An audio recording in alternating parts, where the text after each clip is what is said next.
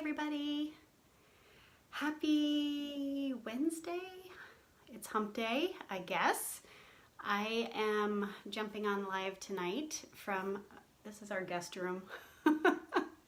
It's prettier than our own bedroom, but my husband is out doing some stuff in the house, so I thought I'd go into a quiet room where I could talk to you guys, come to you for my, I think it's day 9 of lives that I'm doing, and I'm really excited about it. So tonight I wanted to talk to you about something that is near and dear to my heart, and it hurts my heart sometimes because I was there. Moving this out of the way. Mom guilt, right? Who out there in Facebook land has ever dealt with mom guilt? Like that guilt of laying your head on the pillow at the end of your day and just feeling like you failed. Like you failed your kids, you didn't have enough time, you didn't have quality time, you were running all day, and you just had no time for those kids. And I think everybody that's a mom has gone through it. We have our days, we have our good days and our bad days, and I think there's some people out there who have more bad days than good days. I was one of them. So this topic tonight is one that gets me right where it hurts. Hey Amanda, hey Shannon, thank you for joining. So I took some notes because I read an article. I'm reading a lot of articles these days because there's things that I'm interested in that I know I'm not the only one. So thinking about that, I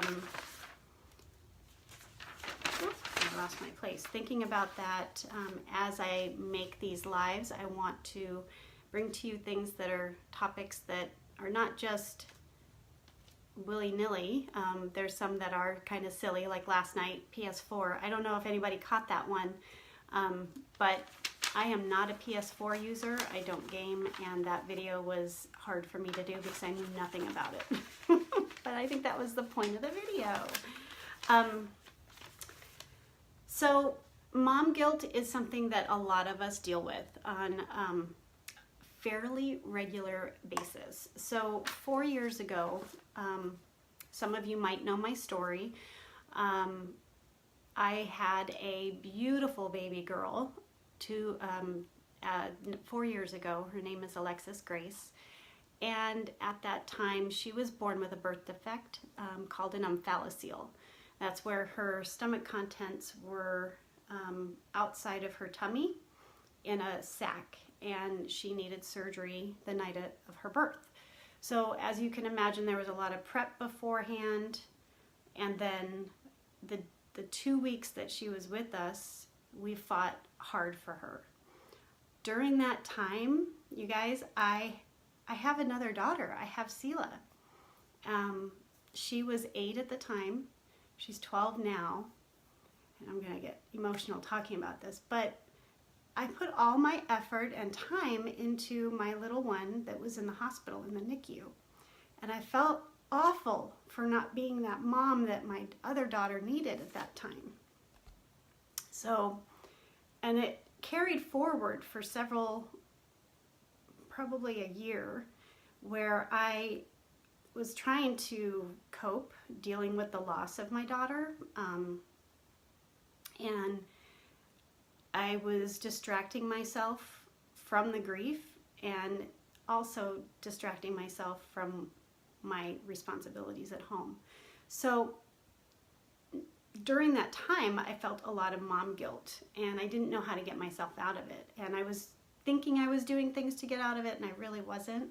So I get it. I get that feeling where it's a hole in your heart that you are not guiding your children the way that you want to. Maybe you're not responding to them the way you want to. You're not the Pinterest mom that you want to be, that you feel like you should be. that you're not having those moments of connection with your little ones, and that time goes by and you can't get it back. You just can't get it back. So this topic and this article I read was kind of telling for me, and it brought me to think about what it is that our kids really need from us, you know, because sometimes as moms we're harder on ourselves than we need to be. We put a lot of responsibilities on ourselves. We've got housework. A lot of us work full-time, maybe have a home business, and doing those things on top of trying to be a mom can be very, very difficult. And, you know, we talk about a lot, gosh, the buzzwords out there right now about screen time, and, you know, a lot of parents, and I'm not the expert at screen time, I'm not even going to go into this, but, you know, there's a lot of talk about how much time should you be putting your kids in front of either a TV, a tablet, a phone, and there's a lot of judgment out there for it. You can't walk in their shoes. You can't judge it until you walk in their shoes. You don't know what they're going through. You know, going through grief. Yeah, I probably did not have a lot of, I let my daughter do some things, spend more time on TV and what have you than I probably should have, but I also was trying to get through my own emotional grief. So I'm not judging out there. Everybody has their things that they have to get through, but I want you guys to think about some of the things that you can do that's going to make you feel better about being that mom and not having that mom guilt. You know, it's funny because that screen time and playtime that is really what's really popular, I guess, right now is the gaming and all that stuff, and kids love Fortnite, and, you know, even little ones like Minecraft and what have you. I have a nephew that does that.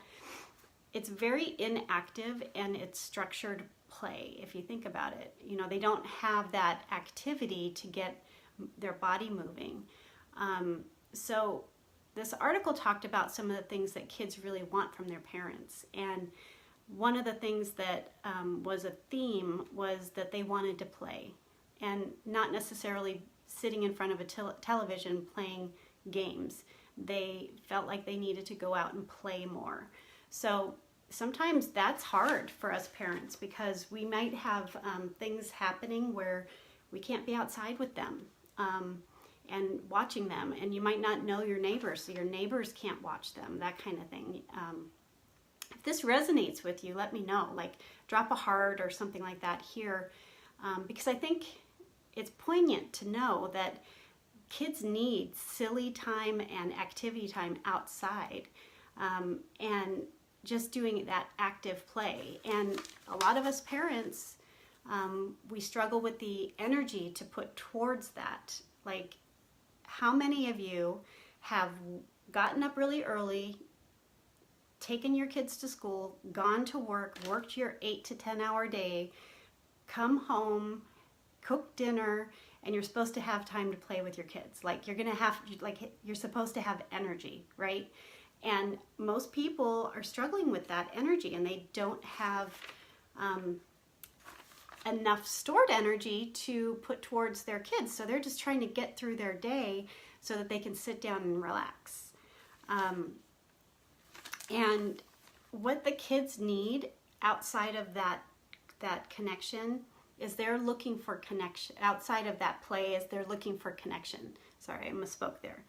And the things that get in our way with that are our obligations, our busy lives, our obligations, and exhaustion. That's bottom line for me. It was exhaustion. It was all I took. It was all I could do to maintain my sanity to get through the day, that I had nothing left to give at the end of the day. And I needed to find the right way to get through that. Sorry, I have little comments, or not comments, but messages popping up. So all of our lives' responsibilities leaves us with not a lot of time at the end of the day, and we turn into like couch potatoes, right? And we just want to sleep watch TV, watch mindless, wasteful television, just to get our mind off of our busy days and what we have to do the next day. So to this article, I want to get to the point here. So what are the things that our kids are really looking for? And this article talked about, this was a teacher. She talked to tons of students, of school-age kids, and there were 3 things that I thought were really important for moms to know of what they really want. So the first thing that they really want is private time with you alone. So this goes to the parents that have more than one child at home. They want that private time with you. So that means having a date with mom. You go out, you do whatever you want to do, whatever activity, going to lunch, going to dinner, going to the playground, sitting and talking with them privately, without dad there, without other siblings there. That's what they're really looking for. They need that connection with us as moms. And the next thing that I have to, I laugh at this because my daughter's 12 now, but she really loves it, so I know it's true, is that they love to be tucked in and cuddled with at night. And I know you guys have little ones that love this right now, but trust me, when they get older, they really still want that. So Sela loves it when I come in her room and I lay down in bed with her, or she comes to my room and lays down in bed with me, and we just snuggle and we chit chat, and she loves to hear about stories from when I was a kid.